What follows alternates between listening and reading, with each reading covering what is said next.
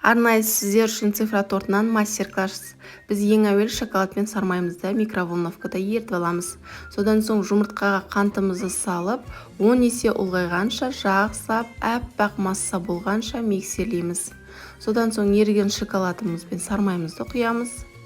Және де ұн, разрыхитель, какао барлығын жақсылап араластырып, ұн елегіштің көмегімен 2-3 бөлікке бөліп, бір келкі болғанша миксерлеп аламыз. Осымен біздің тестамыз дайын. Арнайы қандай сан керек, біз соны салынды пергаментный бумагаға сызып дайындап аламыз. Содан соң тестамызды құйып, бір тегіс етіп шығыңыздар, сонда әдемі болып шығады. Барлығын қызып тұрған пеште 200 градуста пісіріп алатын боламыз. Енді біз кремін жасайтын боламыз.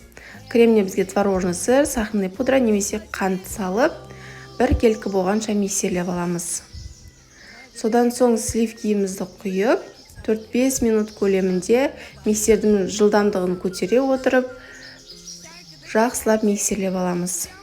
Осымен біздің креміміз дайын, осындай қою болған кезде креміміз дайын деген соң.